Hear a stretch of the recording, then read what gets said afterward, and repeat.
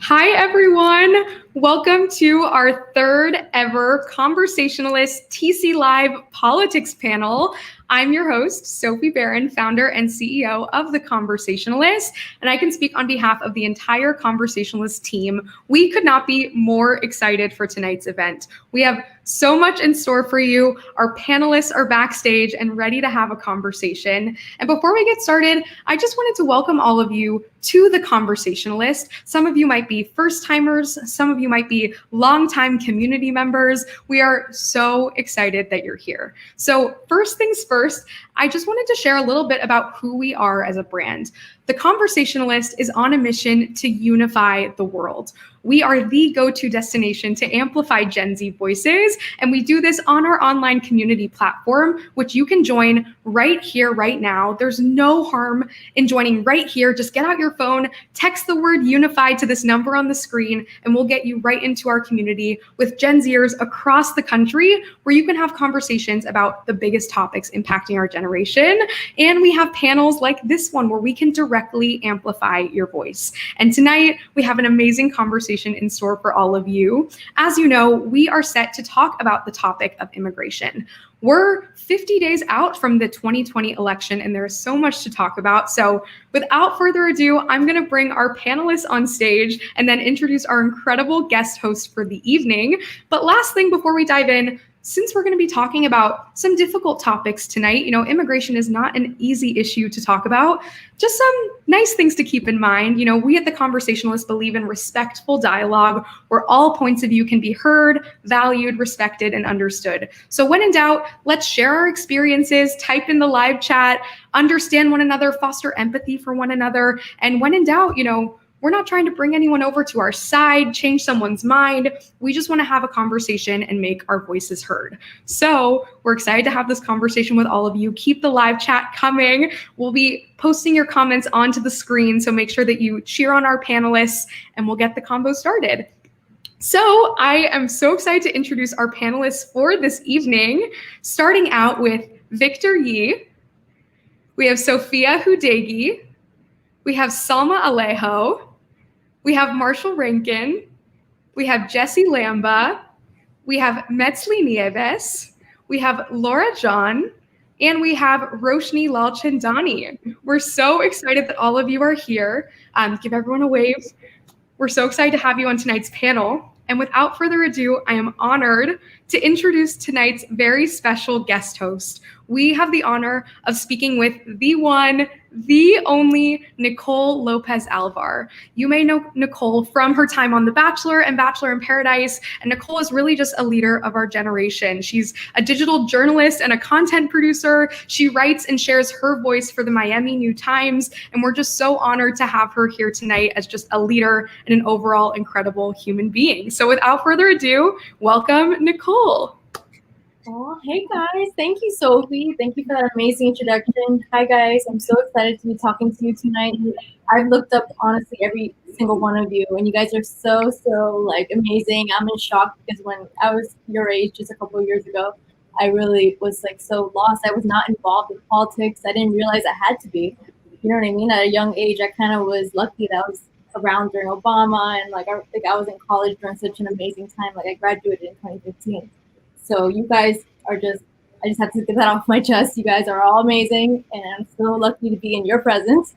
Oh, thank you, Nicole. And thank you, Conversationalists, and thank you guys for inviting me. We're so excited. I'm going to pass you the mic, Nicole. I'm going to hop off backstage, but can't wait to see how the conversation plays out. So take it away. Thank you. Thank you. Bye. So yeah, like Sophie said, you guys may know me as Nicole L. from The Bachelor. But you guys may not know that I'm actually a first-generation American, born in Miami. Both of my parents were born in Cuba, and they're both immigrants. And before I was accepting roses on TV, I was actually a journalist. I was working at a local news station in Miami, and I continue to write today. I write for the Miami New Times, and I was very into political activism. I went to the Women's March on Washington. I was just so involved in everything, and then The Bachelor kind of took over. But now I'm so happy that I'm here talking to you guys about tonight's topic, which is immigration, which couldn't be more perfect because today's the first day of National Hispanic Heritage Month. So I'm so excited that that landed on today, because I actually realized that, Latinx millennials make up a huge part of like the voter population. And I realized that, not a lot of it'll be Gen Z's first time voting, which has me so excited. That's why I love talking to you guys. But I also realized that a lot of millennials didn't vote in the last election. And that really shocked me. I couldn't believe it. So I'm so excited. And that's why tonight's topic of immigration is just so important. So anyways, let's get to it. Let's see. So anyways, I guess we could just talk about like the actual term immigration.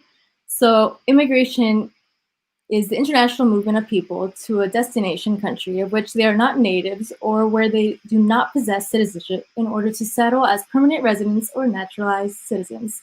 So with that being said, I know it's very wordy. I'd love to know why you think people choose to immigrate in the first place. Laura, do you want to start?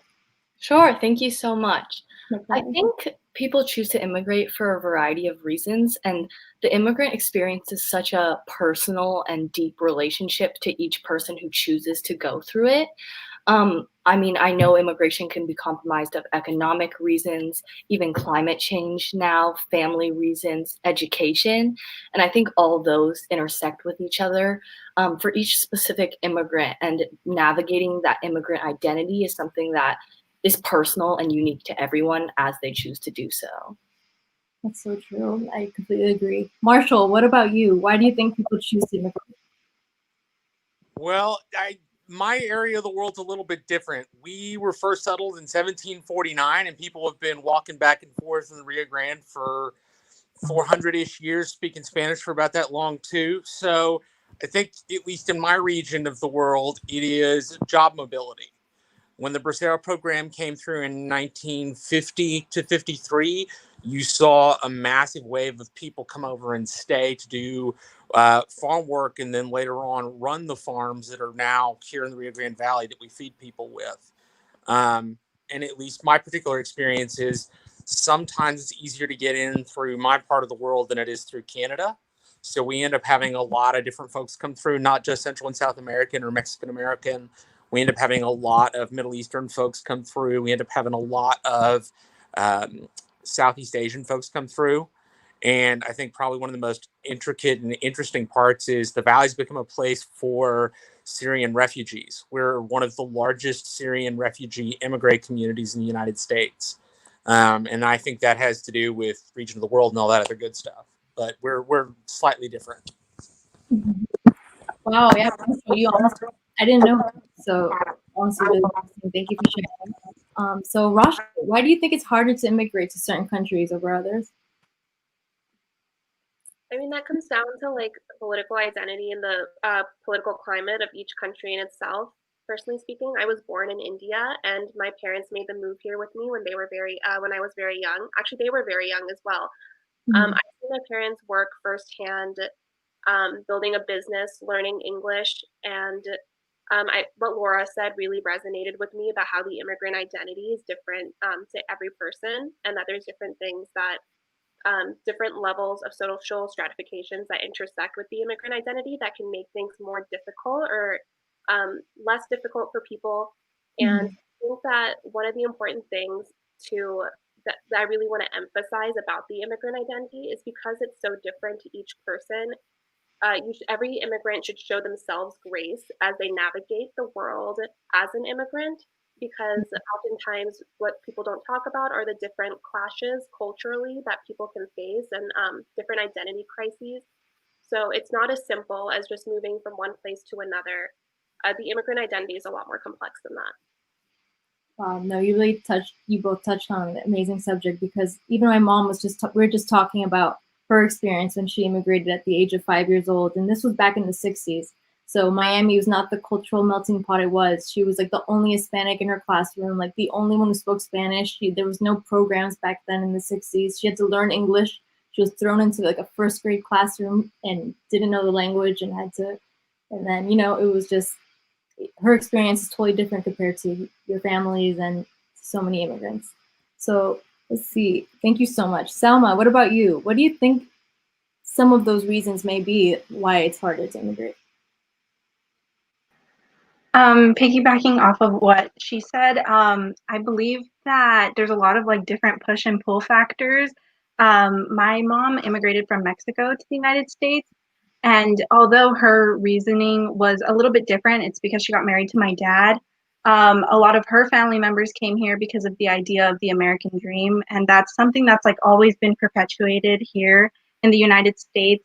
So I do think honestly it is a little odd that some people do not like when people immigrate, because it is something that has always been said that you can make a life for yourself here.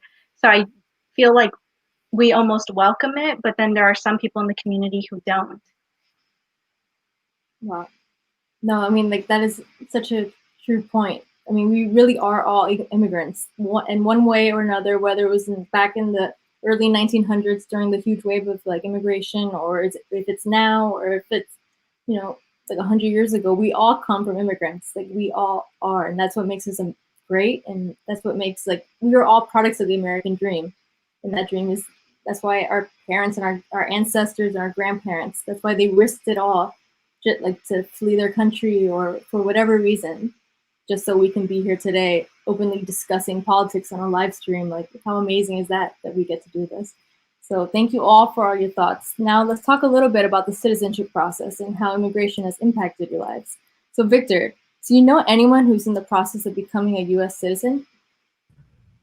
Yeah, there are actually a lot of people in my community that are becoming citizens. I know I live in LA, but in a more central part of San Gabriel Valley, which is home to a lot of first generation and second generation Latino American communities, as well as Chinese American communities. And for many of them who have immigrant parents that don't really have any citizenship, they're really active in the process of becoming a part of the American community.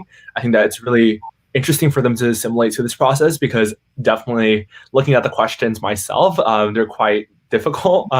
Some of those we don't actually learn in school. So it's quite interesting to see that, you know, for many of us who are Americans ourselves, many of the questions that people are tested on for facts or on different kind of questions are things that we would never even, I think, encounter during our lives as Americans ourselves.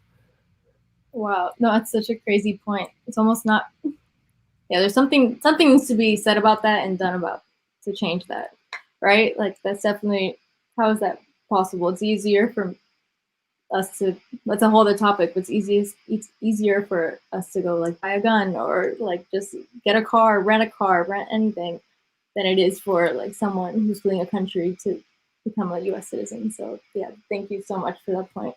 And Metzli, what about you? What have they told you about the process? I'm actually a DACA recipient. I was born in Cuautla, Morelos, Mexico, and grew up in the Bronx.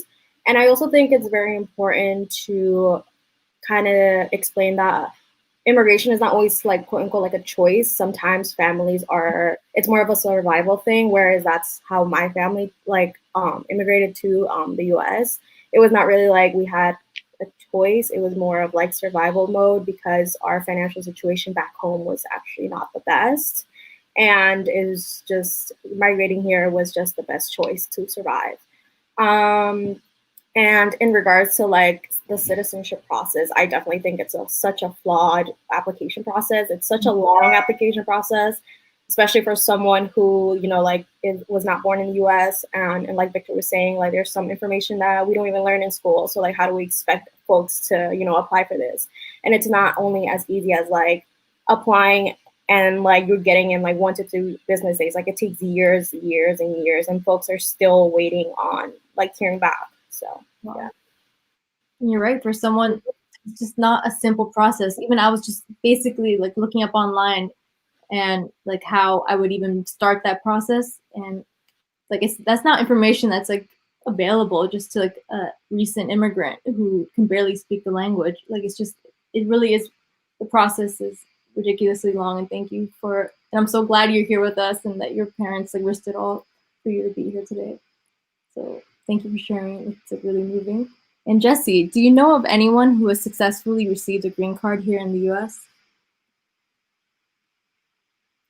Yeah, I actually do. And I was talking to this person earlier this week because I knew I had this coming up. And I think for them, even applying going from a visa to a green card is a really, really long and arduous process. I think one of the things that should be emphasized here is how expensive that process can be for a lot of families, and just those different hurdles of the forms and the processing times and understanding whether you're in status and you're out of status. And I think it doesn't help when an administration sort of makes it, it makes a lot of rash policy changes that can sort of impact people's statuses and the wait times as well as the cost cost. is a whole other factor that I hadn't even considered. And that's something a lot of people don't know. Yeah. I feel like there needs to be an entire class dedicated to immigration, I think, in schools. Like, it needs to be known that this is a thing happening and affecting hundreds of thousands of people every single year. And it's the reason why America is so amazing. And it just needs to be talked about more. So thank you for that. And let's see, who else am I going to talk to? Sophia, what about you? Why do you think it's so complicated? Yeah, absolutely. So I'm the daughter not only of a Moroccan immigrant, but also an immigration attorney mother, which is a really fascinating dichotomy in my family. But beyond that, I've seen individuals go through this process my entire life and how difficult it is, whether you're seeking asylum, whether you're a student attempting to work here full-time following graduation. It's one thing that I really have been focusing on currently is the way in which this administration has devalued foreign students, especially when we should keep the best and brightest that were educated here. We want to keep that talent in, to our access. Why do we want to send that back to the countries that we've accepted these students to? So, one of my closest friends, she is a Canadian immigrant. She is hoping to hopefully get her to be employed here within the next year. And, particularly as the coronavirus pandemic has waged on, job prospects are low. Individuals or, the ability to get sponsored by businesses is depleting each day. So the difficulty continues. There needs to be a restructuring of our entire immigration system. Immigration reform is necessary if we hope to make this process not only easier, but to keep the talent that we want in the United States. Wow, I couldn't agree more. I mean, yeah, this is an amazing point. And I love that your parents, you come from the background that you do, and you all are just so cool. I want to continue talking to you all because I feel like I have so much to learn, and that's what I'm realizing tonight. So let me see. Laura, do you know of any documented or undocumented immigrants in your community?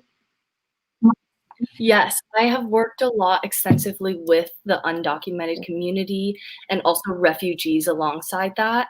And I think that those experiences have been really eye-opening in trying to, especially with even children, seeing how they are able to, shift so dramatically at a point in their lives and grapple with the challenges of immigration on top of their education and balancing their mental health. I think those are all really important considerations when we talk about immigration with various ages, various ethnicities. I mean, I love talking about immigration because it's so intersectional with so many issues that we talk about at the Conversationalist and beyond. And I think especially navigating being an undocumented immigrant, we take for granted a lot the idea of security and the fact that what we take for granted might not be guaranteed for someone else. And so I really enjoy working with these populations to be able to better understand how to support undocumented immigrants and also just understand their narratives to portray it in a realistic light to those who want to be allies as well. Oh my god! And I see all the comments coming for you because everyone's so inspired by you, Laura, and even I am right now. And wow, I mean, you're making incredible points tonight. And Marshall, what about you? What do you think? So I know people who are undocumented. A lot of them actually went to high school with them, worked with them. The border's very porous where I live, so people are not always in the States legally, and that's just sort of a fact of life living here. You don't demonize someone because they're not in the country legally where I'm from. Yeah, it's against the law. Yes, if you get caught, you got to get prosecuted, but we're not going out of our way to chunk people in cages down here because that's just, like I said, settled in 1749. We're going to be here long after America's not a country. So we all have to live our lives in a way that both represents and respects the rule of law while simultaneously recognizes the realities of where we are. I like to tell people a lot. We have more in common with people in Monterrey and Mexico City than we do with people in Amarillo, Texas, just because of how short the distance is. From my house to Monterrey is 4 hours. That's like going to San Antonio. From my house to Mexico City is like 6.5 hours, which is like 30 minutes short of what I used to drive to college. So I think that that's important. But I also want to say that I don't think border populations are listened to very much. Mike Pence was down here about a year and a half ago. I didn't go to it. I went to a private run refugee facility who was run by a friend of mine, and I had a great time. But I met the senior senator from Massachusetts, Ed Markey, who spent his time talking to refugees that were here. And I'm a big old pale white dude, so I don't look like I'm from the Valley. Great, don't speak to me, but never even bothered to talk to anybody that lived in my part of the world. Never bothered to ask them, how does this impact your life? What do you see in this? I feel like there's a real lack of listening to populations here. I also don't think things would be as harsh as they are in the political world if we simply listen to people that lived along the border. After all, we're the people that understand the realities on the ground, I think, in a way that few other folks in other parts of the country do. Yeah, so I want to hear Salma to say something. Salma, if you want to say your thoughts on all this really quick.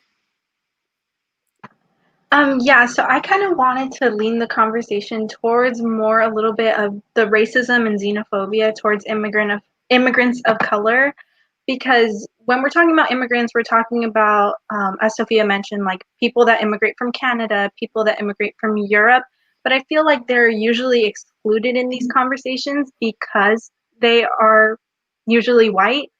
And, you know, Trump has said many times that, you know, bad things about these immigrants that are of color. I really do agree with, sorry, I worded that wrong. I really disagree with this statement, especially when he talks about Mexicans, because I am Mexican and I don't believe that we're all rapists. In fact, I believe a lot of us have to do with, you know, the agricultural growth of California, Arizona, places like that. So I feel like immigration is really important to talk about, but when we talk about it, we need to treat all of them equally, because some come illegally from Europe, some come illegally from anywhere in the country, really.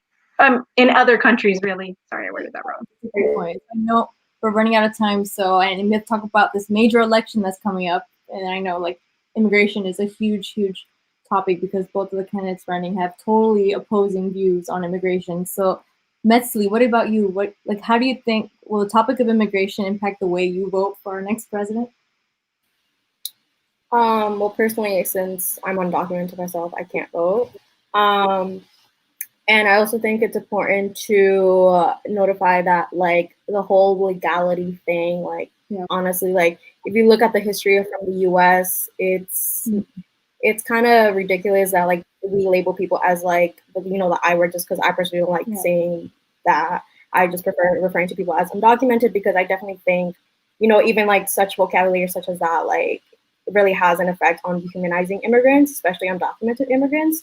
And I feel like, at least for me, like, my experience in the U.S., like, I'm very grateful for the opportunities that I've had, but it's still not enough. And, like, for example, I'm a college student, and even having the choice to attend college, many undocumented folks do not have that choice because some colleges in the United States actually prohibit undocumented students from applying and, like, enrolling in their school. So, like, even, like, choices like that, like, we have to also keep in mind.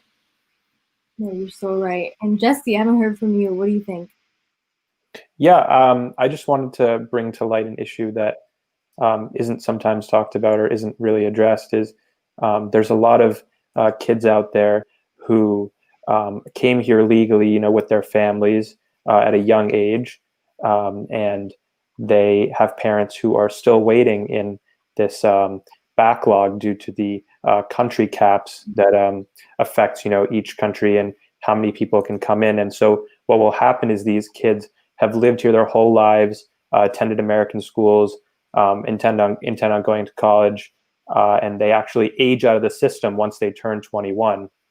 And so they're unable to get a green card let alone citizenship. And usually what happens is they either have to self-deport from a country that they've lived in pretty much their whole lives, or they have to start the immigration process all over again. And I think we know how long and arduous that is. So they sort of lose their place in line. And I'm hoping that that's a topic that gets addressed, because there's about 200 to 300,000 kids that are affected by this right now. No, I agree. Honestly, I have friends personally who have, honestly, like 2 of them have, like they've either had to continue going to school just to stay in the United States, or like they are now married because of this situation and their parents are back home. And I just can't believe that, like, in this day and age, like, these are American citizens basically, but they're having to fear being deported, and they're going to NYU and they're studying and they're adding so much value to this country, and yet they have to get married in order to stay here. It's just absolutely ridiculous.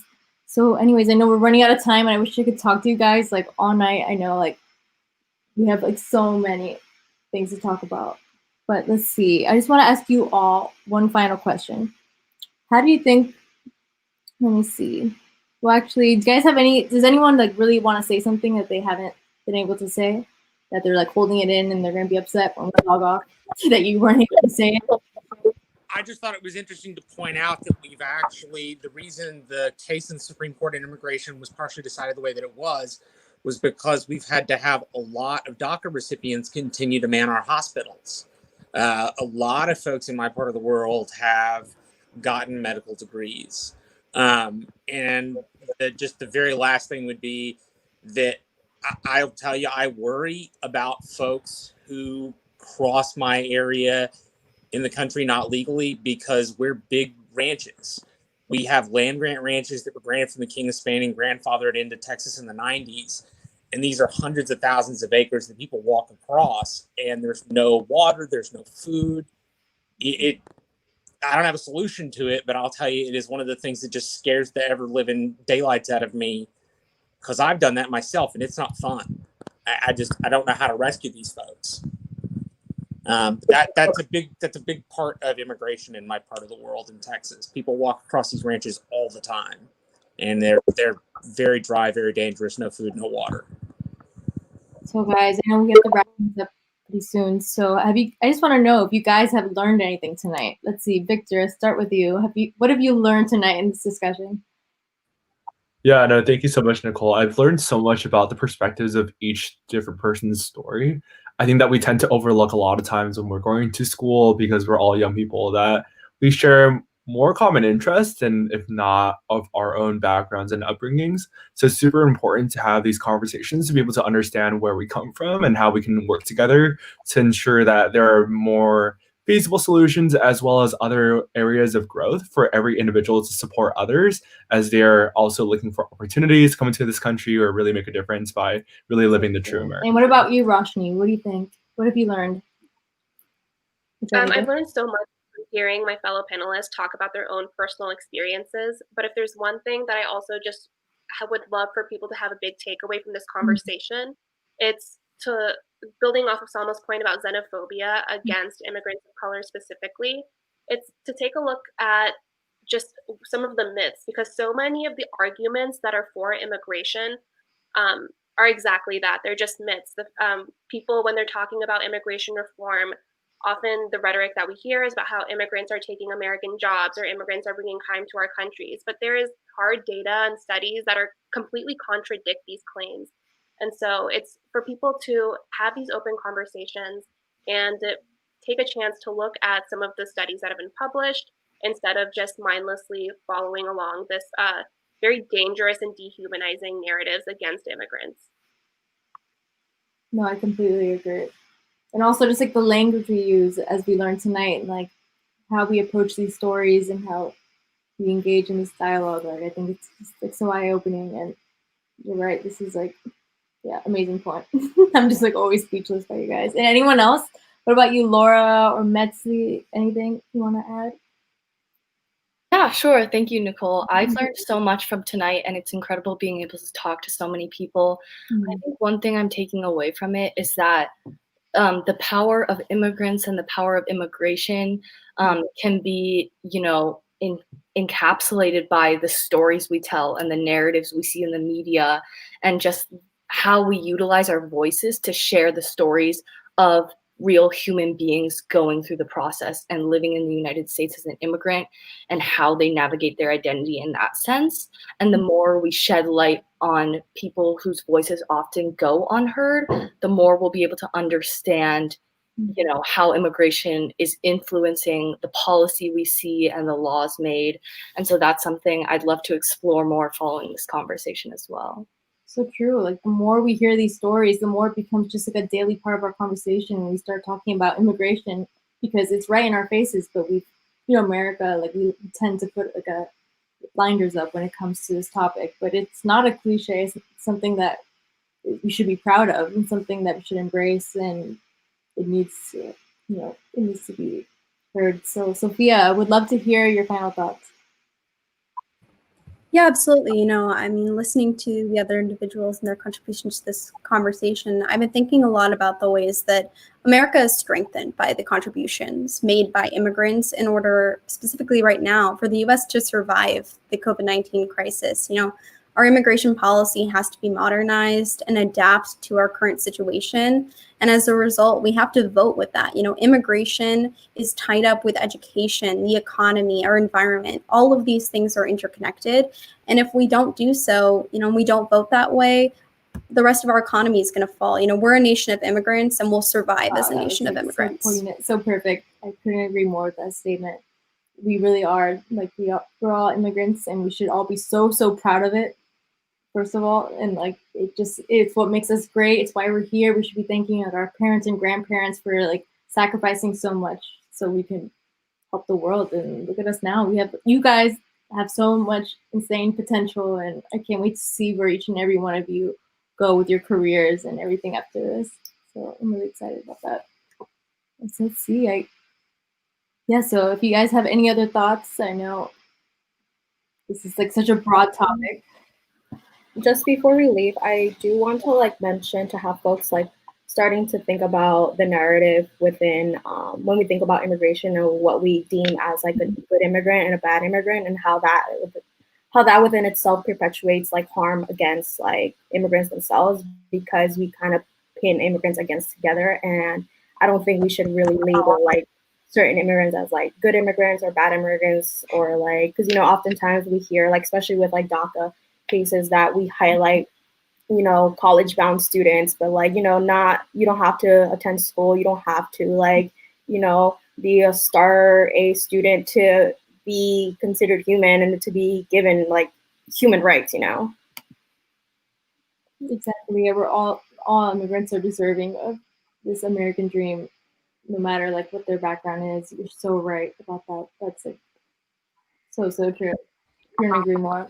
And growing up, being here in Miami, I see it every day. The people who work for my grandmother and help my brother, everyone. I'm surrounded by so many immigrants that I'm very lucky and blessed to be in Miami. So I know of course, there's certain parts of America where it's just you can't imagine that there's people who wouldn't be accepting of immigrants.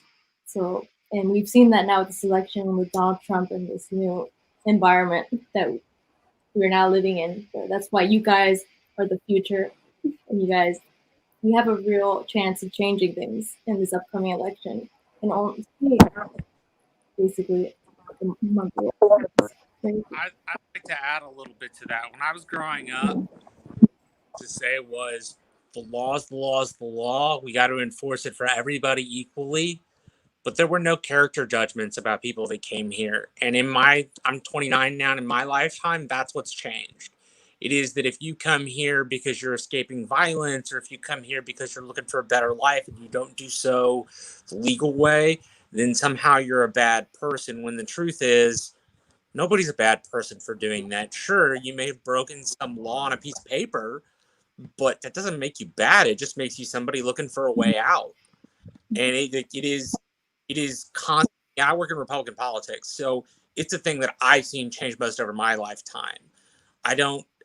Part of that has to do with the fact that Republicans haven't been real good at trying to accomplish legislation, they say, but a lot of that is just tone. and it is living here. I can't tell you just how much it hurts me to know that other people in my party have gotten so extreme that their views are, if you're escaping violence, even if you don't qualify under federal law, you're a bad person. And that just, man, it's just wrong.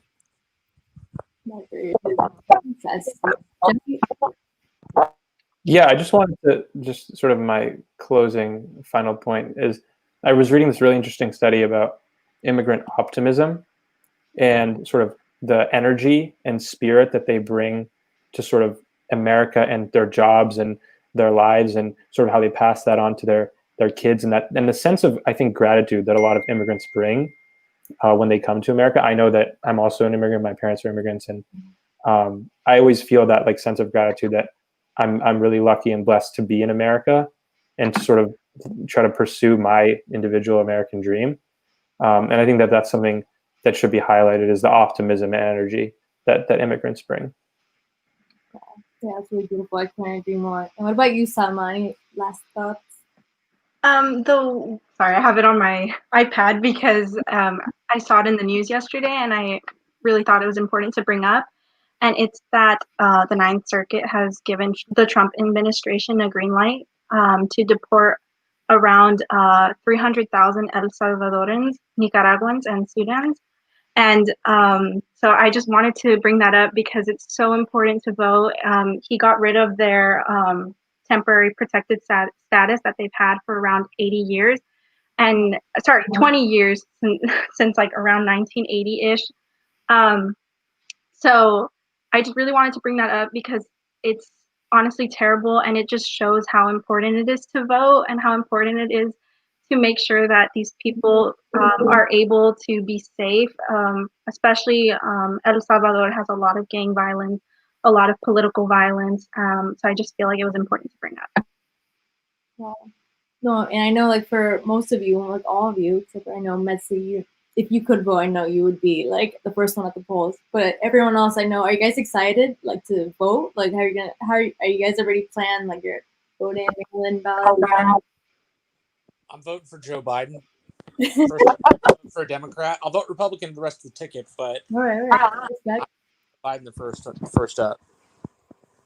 No, I mean, I'm all about it. As long as as long as we're all voting, and I mean, it'd be great if we're all voting blue, you know, like so we could just like go, so we could change things in this country. But I'm excited. There's 49 days until the election. Yeah. So if you are able and you are privileged enough to vote, then vote. Like I can't like stress that enough. And to also just recognize how, especially with everything that we've seen from the current administration, your vote can really impact the lives of so many people. DACA has been attacked by the Trump administration so many times over the last 4 years that really when you're voting this year, you're voting for people's lives. It's just simple, but it really, that like you're being 100% for real. Like I think my generation realized that when they all said, I don't want to vote, like I don't want to do the lesser of two evils. That was the argument back in 2016. And I think my generation, my millennial generation, realizes, wow, like we really messed up. And that's why Gen Z, it's so important. I could just tell the energy is different with you guys. You guys are ready to vote. You realize that, like you can make actual change in this country. And I'm so glad that finally, like, yeah, you guys are here and you guys are changing the world. I want to add one thing. DACA isn't good enough. DACA is executive action, which can be struck down at any time. The Supreme Court was clear. As long as the president follows the system, he can get rid of it. So we have to push for Congress to pass immigration law to make sure that DACA recipients are protected in law. Otherwise, an executive we don't like can just do away with it. We have to push for actual legislation. Right. Well, thank you so much for all your amazing points and for sharing. I know it takes a lot of courage to go online, and especially when it's live, and to voice your opinion, especially in the political spectrum. I know it's not the cool thing sometimes. It's not like what your peers were planning, like to go to parties. Like it's not what they're doing. But you guys what you're doing is so much more incredible and important. And like 10 years from now, you guys are gonna look back and realize like, wow, like I was out there. I was either like at the polls, I was like helping out, I was telling people to vote, I was literally like changing the world, creating your own organizations, talking to people. Like it's just amazing. So you guys are really, really impressive, and I'm so glad I got to meet you all today. This was so amazing, Nicole. Thank you so much. I'm feeling so inspired. Everyone in the live chat is feeling so inspired. Thank you all so much for sharing your opinions and perspectives with us. And please join us for the after party where we'll continue these conversations and every day after that on Geneva. So thank you all so much. And we're excited to keep the conversation going after tonight. Bye, everyone. Bye, guys. Awesome. Okay, that was such an amazing event. Aww. I hope everyone here is ready to ask Nicole some questions. We have so many things to talk about. But first of all, Nicole, how are you feeling? You are such a natural conversationalist. Everyone in the comments, we're so impressed by you. Oh my gosh. No, I know. This is like my first time doing anything like this. So I just felt like I was just channeling like my Brooke Baldwin or anyone from CNN. Oh my like, gosh. Like, let me just channel that energy. Because I did study broadcast journalism, but it's been like 100 years since I've been in front of a camera asking questions. Well, you can't tell. We need you as our guest host, you know, on a recurring basis. That was so great. And so excited to just have a moment to ask you some questions about things related to tonight and just things about your experiences. So anyone who's still tuning in, now is your chance. Pop some questions into the chat and I'll try to get to as many as I can. And Nicole's going to be answering all of your questions. So I guess, Nicole, starting out, what are you taking away from tonight's panel? I'm taking away that, wow, like first of all, like I'm more excited about voting than ever before, because just hearing their personal stories about their families and like where they come from, it's just, I'm so impacted by them. And I feel like, wow, I want to change the world for them, like for you guys, like for everyone. Like it's just, I think it's like such an important topic. And now I'm realizing even like I've learned more than I was trying to read up this morning. Like I'm more informed now. So imagine if we did conversations like this all the time. Right? Change the world. Thank you for helping us make tonight's conversation possible. You know, I really believe that conversations are the bridge to change and meaningful action. So thank you. And I know you spoke a little bit about your past in journalism. And Alexandra wants to know, what do you love most about journalism? Oh my God. What I love the most about journalism is telling people stories. From like, for me, like when I could get really into, like, it's incredible to me how language can just like describe so much about a person. Like the stories I've written about artists and local restaurateurs in Miami, like when they read the article, they want to cry because like I was able to accurately like depict in words a total human, like a soul and like a person's story. I think it's just so amazing that words can just transcend, sometimes even more than video. It's sometimes I think I'm 100 times better, more articulate, and like the real me comes out in words sometimes. And I just love writing. I love journalism. That's amazing. Yeah, we're getting a lot of journalism questions, but we're also seeing a lot of Bachelor questions. So I guess just, you know, starting off, can you share anything that stands out to you from your experience on The Bachelor and Bachelor in Paradise? Are there any on-screen moments that, you know, or a funny story that stands out to you that maybe we wouldn't have known watching it back? You know, it's just so funny because I started off, it's funny, the reason why I got onto The Bachelor in the first place is because I was working the night shift at WSVN, the station in Miami, and I was like, that was my only like the highlight of my night. I would come home and it was like a midnight, and I was like, yes, I get to watch my Bachelor in Paradise, and it was like season 2, and I was so excited, and I would like DVR it, whatever, and like watch it, and I was like so excited. So it's because of that, like that was like my like when I was covering the election in 2016, I would really run home at midnight. So anyways, that's the reason why I even applied. That's why I got into the show. It was like all because of journalism. It all takes back. I know. Wow. It's a full circle. Oh and then I just loved it. And then I applied, and I can't believe I'm talking to you today because I was even on it. It just blows my mind. But it was such an amazing experience. Like I don't regret it for anything because it really has opened up so many doors. I've met amazing people like you. Like, I don't even know where I would be right now, but, you know, I'm super grateful for my experience. And I know, you know, as a journalist, I'm sure you went onto the show with like a skeptical journalistic eye. Is there anything that you were surprised about, or anything that, you know, relates to journalism that shocked you in terms of the way the show, you know, played out? And anything you want to share? Well, I guess it was so cool for me, since I studied journalism. I love the behind the scenes, like being able to see like the producers, the crew, like seeing them just like how they create the show come to life. The storytelling is insane. Like the way they are able to create a whole story with so many women and like drama, and there's like a scene crying over there. There's like a proposal happening over here. Like the way they're able to cohesively make it an incredible story, the arc in a plateau, and you know, like all that. And yeah, it's just amazing. That was the coolest part for me. Like I was in awe all the time. Like I wanted to hang out with the producers because I thought their job. I was like, I want to be you. My mom, I always joked around that my mom would rather me be like on the other side. Like, oh my gosh. Well, that's what I was thinking. I can imagine you trying to like be behind the camera, see how it all works. exactly. I love that. And Desanka wants to know, are you still friends with anyone from your time on the show? Oh, definitely. No, like I literally created, it felt like a sorority in college, like, because you just have this bond. But I'm definitely still so close to Sydney, Kirpa, Tasha. Those are like my girls from the show. And I feel like I met them years ago. Like I feel like I didn't meet them because of the show. I had to have met them in high school or college or something. It's amazing. And I'm just going to pop up a few more Bachelor questions because I feel like we had to. Sammy wants to know, is Chris Harrison as amazing as he's supposed to be? I love the he. Like, love it.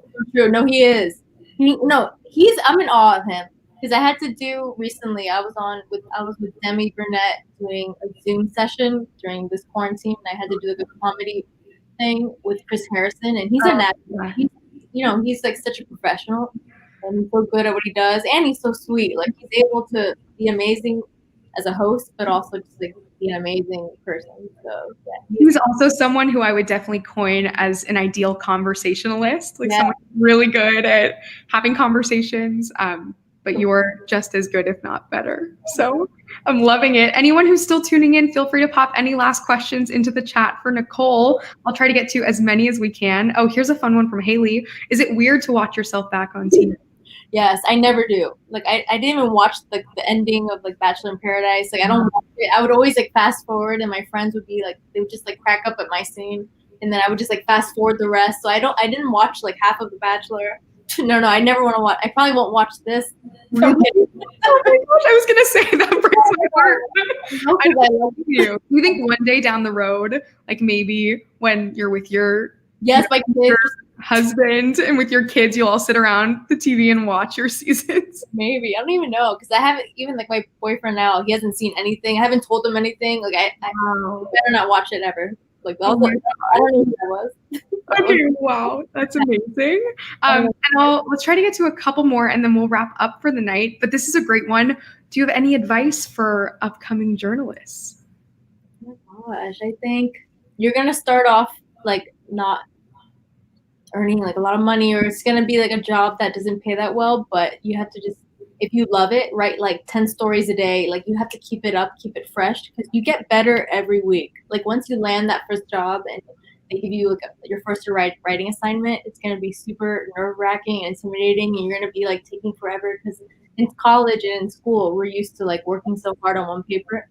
But once you're in the real world, you have to bang these out. Like you have to bang out an article next, like you have to just keep on, and then you'll realize, wow, like after months of being like an active journalist, a professional journalist, like you're just gonna see yourself get so much better, confident, like you just kill it. Like so.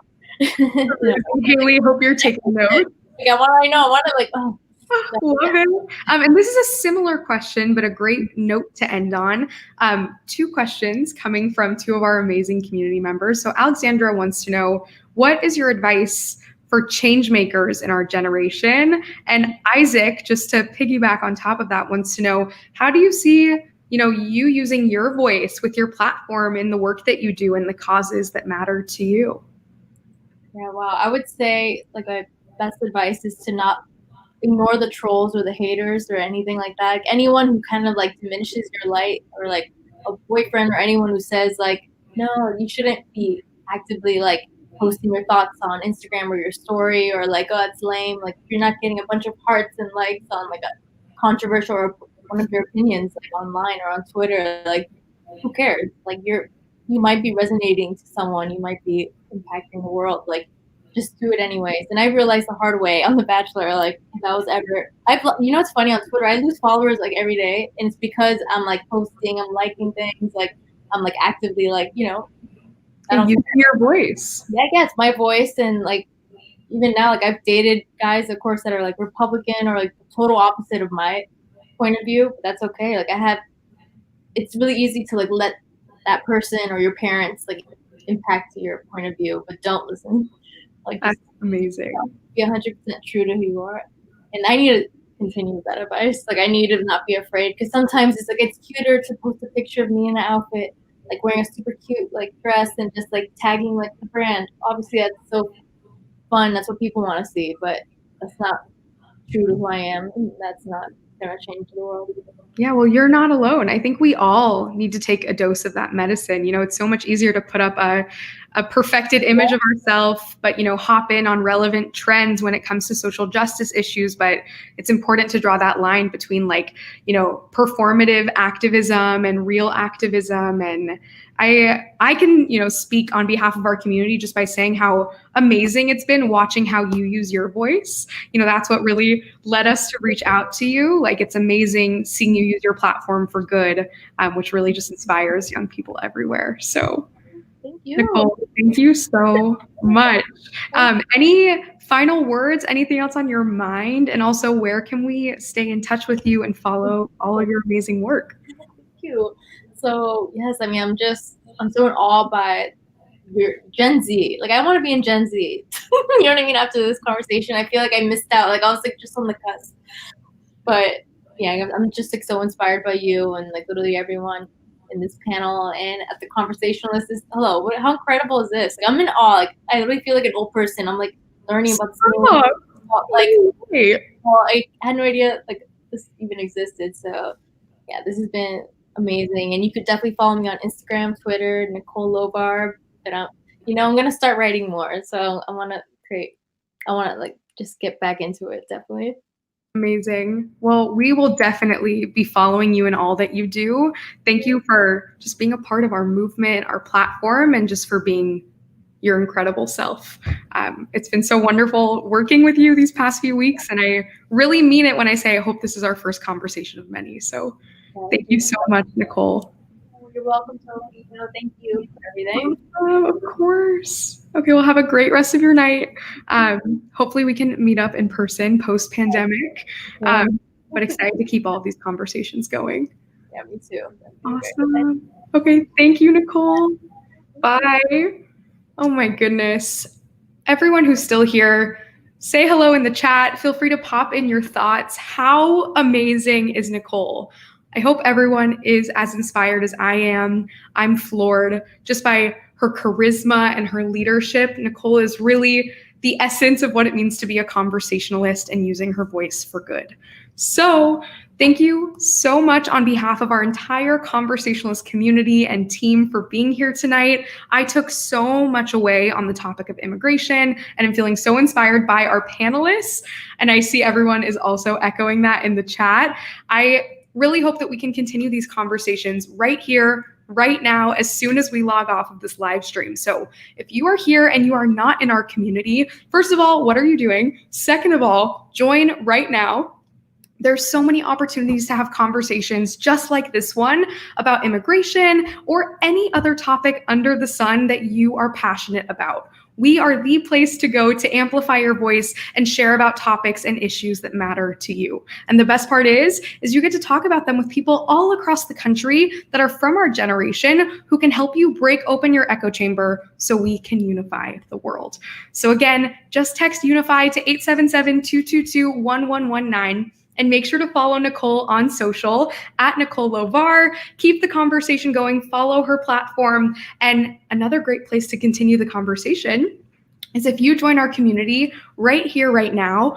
all of our panelists are going to be in our video room doing an exclusive talk back to go even deeper on the topic of immigration. So join the community right now, and we'll be hopping into that live video room in about 5 minutes. So make sure you join right here, right now. And like Haley said, come continue the conversation with us. So thank you so much again. I'm Sophie Barron, and we cannot wait to see you for our next conversation next Tuesday about a very important topic that we'll be announcing very soon. So make sure you're following us on social media as well at The Conversationalist.